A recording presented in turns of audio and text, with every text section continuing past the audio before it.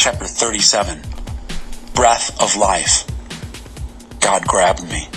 God's Spirit took me up and sat me down in the middle of an open plain strewn with bones. He led me around and among them. A lot of bones. There were bones all over the plain, dry bones bleached by the sun. He said to me, "Son of man, can these bones live?" I said, "Master, God, only you know that." He said to me, "Prophesy over these bones. Dry bones, listen to the message of God." God, the Master, told the dry bones, "Watch this. I'm bringing the breath of life to you, and you'll come to life. I'll attach sinews to you, put meat on your bones, cover you with skin, and breathe life into you. You'll come alive, and you'll realize that I am God." I prophesied just as I'd been commanded. As I prophesied, there was a sound and, rustling. The bones moved and came together, bone to bone. I kept watching.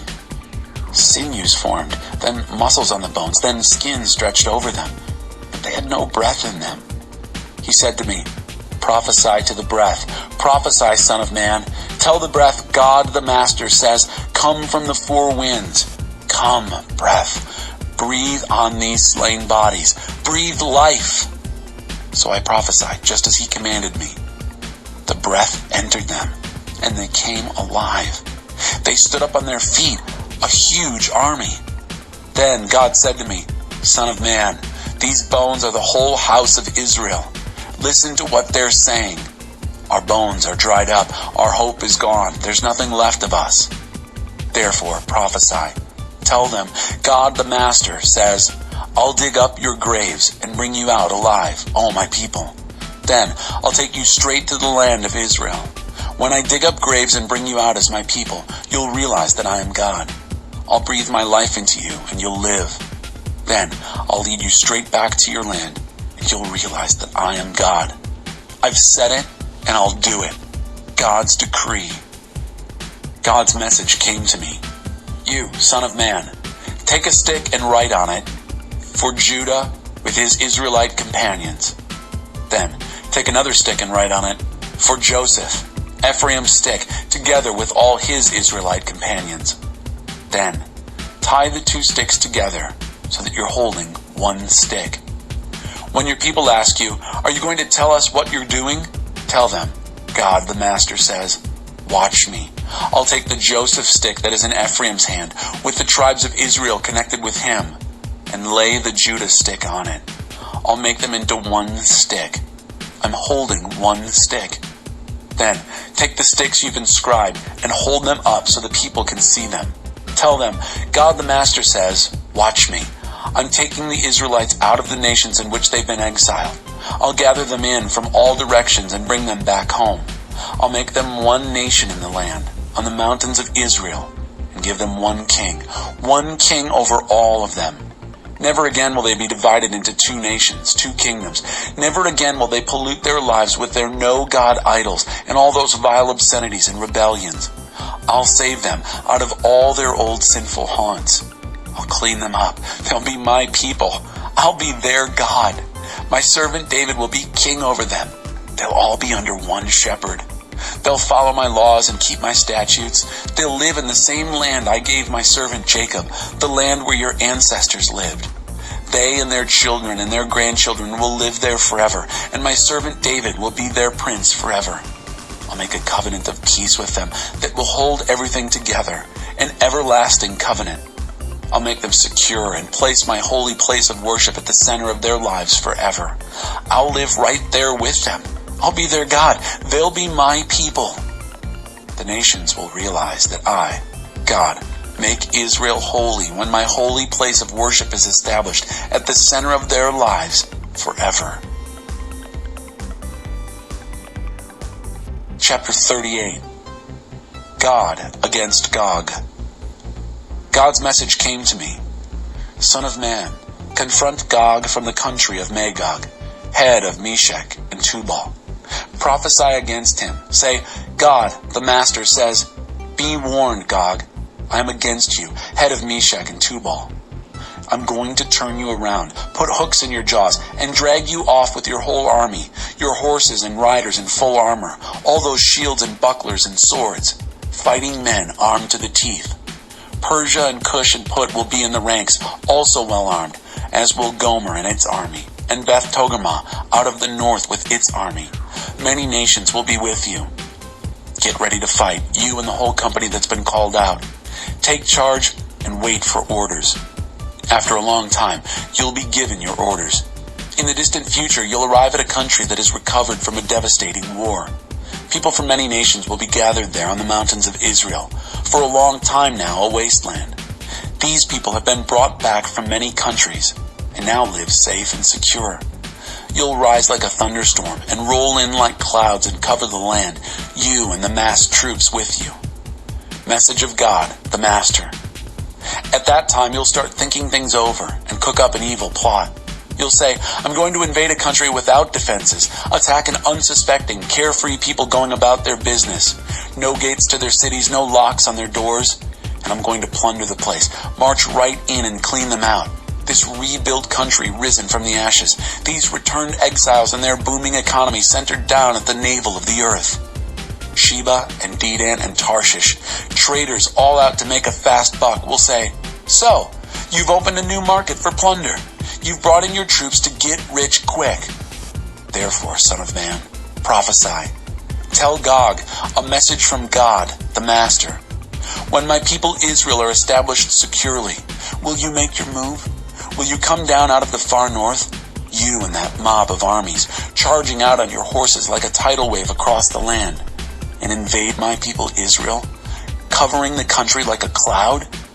When the time's ripe, I'll unleash you against my land in such a way that the nations will recognize me, realize that through you, Gog, in full view of the nations, I am putting my holiness on display.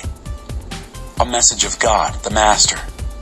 Years ago, when I spoke through my servants, the prophets of Israel, wasn't it you I was talking about? Year after year they prophesied that I would bring you against them. And when the day comes, Gog, you will attack that land of Israel. Decree of God, the Master. My raging anger will erupt. Fueled by blazing jealousy, I tell you that then there will be an earthquake that rocks the land of Israel. Fish and birds and wild animals, even ants and beetles, and every human being will tremble and shake before me. Mountains will disintegrate, terraces will crumble. I'll order all-out war against you, Gog. Decree of God, the Master. Gog, killing Gog on all the mountains of Israel. I'll deluge Gog with judgment, disease and massacre, torrential rain and hail, volcanic lava pouring down on you and your mobs of troops and people. I'll show you how great I am, how holy I am. I'll make myself known all over the world. Then you'll realize that I am God. Chapter 39. Call the wild animals. Son of man, prophesy against Gog. Say, a message of God, the Master. I'm against you, Gog, head of Meshach and Tubal. I'm going to turn you around and drag you out of the far north and down on the mountains of Israel. Then I'll knock your bow out of your left hand and your arrows from your right hand. On the mountains of Israel you'll be slaughtered, you and all your troops and the people with you. I'll serve you up as a meal to carrion birds and scavenging animals. You'll be killed in the open field. I've given my word. Decree of God, the Master. I'll set fire to Magog and the far-off islands where people are so seemingly secure, and they'll realize that I am God. I'll reveal my holy name among my people, Israel. Never again will I let my holy name be dragged in the mud. Then the nations will realize that I, God, am the holy in Israel. It's coming. Yes, it will happen. This is the day I've been telling you about.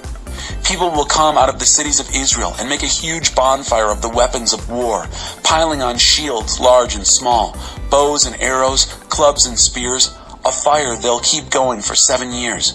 They won't need to go into the woods to get fuel for the fire. There'll be plenty of weapons to keep it going. They'll strip those who stripped them. They'll rob those who robbed them. Decree of God, the Master. At that time, I'll set aside a burial ground for Gog in Israel, at Travelers' Rest, just east of the sea. It will obstruct the route of travelers, blocking their way. The mass grave of Gog and his mob of an army. They'll call the place Gog's Mob. Israel will bury the corpses in order to clean up the land. It will take them 7 months. All the people will turn out to help with the burials. It will be a big day for the people when it's all done and I'm given my due. Men will be hired full-time for the clean-up burial operation and will go through the country looking for defiling, decomposing corpses. At the end of 7 months, there'll be an all-out final search. Anyone who sees a bone will mark the place with a stick so the buriers can get it and bury it in the mass burial site. Gog's Mob, a town nearby, is called Mobville, or Hamona. That's how they'll clean up the land. Son of man, God the Master says, call the birds, call the wild animals, call out, gather and come, gather around my sacrificial meal that I'm preparing for you on the mountains of Israel. You'll eat meat and drink blood. You'll eat off the bodies of great heroes and drink the blood of famous princes as if they were so many rams and lambs, goats and bulls, the choicest grain-fed animals of Bashan. At the sacrificial meal I'm fixing for you, you'll eat fat till you're stuffed and drink blood till you're drunk. At the table I set for you, you'll stuff yourselves with horses and riders, heroes and fighters of every kind. Decree of God, the Master. I'll put my glory on display among the nations, and they'll all see the judgment I execute. See me at work handing out judgment. From that day on, Israel will realize that I am their God. And the nations will get the message that it was because of their sins that Israel went into exile. They were disloyal to me, and I turned away from them. I turned them over to their enemies, and they were all killed. I treated them as their polluted and sin-sated lives deserved. I turned away from them, refused to look at them. But now I will return Jacob back from exile. I'll be compassionate with all the people of Israel, and I'll be zealous for my holy name.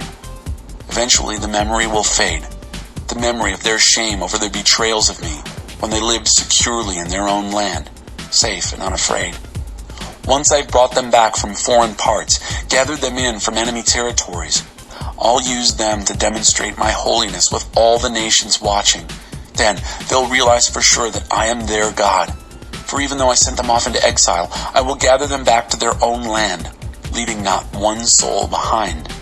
After I've poured my spirit on Israel, filled them with my life, I'll no longer turn away. I'll look them full in the face. Decree of God, the Master.